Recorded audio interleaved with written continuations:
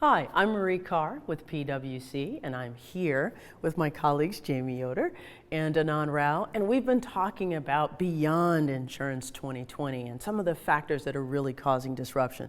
So, we talked about a number of different things, and actually information is something we can talk about forever, but what are the key things that really we haven't hit on that we should not leave before we haven't? What I would say is insurance has always been an information driven business, but now I think more than ever we have the opportunity to essentially become much more proactive, not really being a backward looking reactive sector, but very be proactive in protecting the assets that we are insuring. In that regard, I would say there's three key takeaways. So first thing is for insurers always to start from decisions and actions. It's not about big data, it's not about your analytics unit, it's what is it that you're trying to do as a company, either going after customers, specific types of customers or products, whatever it is, start with the decision in mind first. The second one is given the amount of data and what is required to generate those insights, you're not going to get the answer first time around, right? Trust me.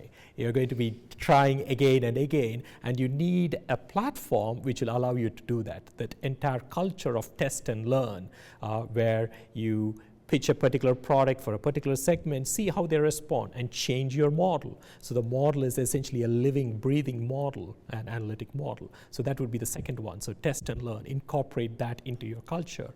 And third, and probably the toughest one, is the change in mindset for anyone who is making the decisions or taking the actions.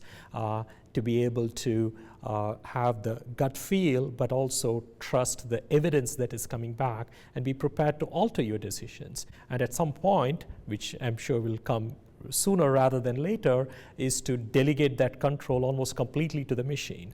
I know there's a lot of talk around that with autonomous cars. That's exactly what we'll be doing. We can argue about whether it's 2025 or 2030, but the time will come. So those would be the three things I would look for in terms of think about decisions first, start with the test and learn culture, and be prepared to change your mindset in terms of who is making those decisions. As we move from predictive analytics to prescriptive analytics, the kinds of techniques that you can use essentially becomes much more sophisticated. For example, we can use some of the learning techniques that are now becoming more popular in trying to understand the entire customer. So when I say the entire customer, you can actually model the customer literally from cradle to grave. Not just one customer, but the entire US population. Understand their behaviors, all their historical behaviors through a variety of different sources, but then you can start predicting or projecting the future. And now you can get very prescriptive in terms of if you want to have a certain standard of living, what is the income, what is the expenses, how much you need to save under various scenarios. So you're really getting into a stage where the machine is learning from your behaviors and essentially not only recommending actions, but can actually take those actions which are best in your interest. So that's what we are seeing as prescriptive analytics. So have you built a platform that addresses these things, or is it all theoretical? Yeah, we have built a platform very much around the consumer insights, and which does exactly what I talked about. And we are using it essentially as a platform for generating insight about customers, what they have done and what they could be doing or should be doing into the future. I know there's quite a lot of talk about predictive analytics, and insurers are using predictive analytics for underwriting in a whole range of issues. We believe that, yes, that's useful, but there is actually a much better and much more sophisticated platform that you can build, which we call as prescriptive analytics. Here what we do, and we have built a system like this where we are essentially combining data from multiple sources, all at different levels of granularity, to essentially build a picture of each and every individual consumer living in US. And not only build it as a snapshot, their income, expense, assets and liabilities, but we take that over time. So literally from cradle to grave.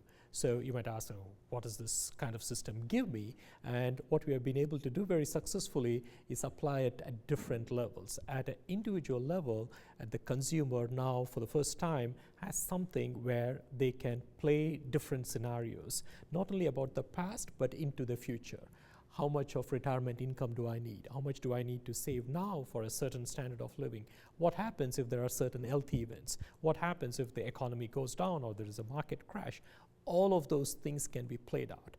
Now you go to the advisor level, it becomes a great tool for the advisor to advise their clients on what kinds of things that they can take the risk on, what should they or what do they really want to offload. So selling obviously additional products. And insurance companies are really looking at this and saying, hey, how do we go and look at the capital requirements? How do I change my portfolio of business and the types of customers I need to acquire?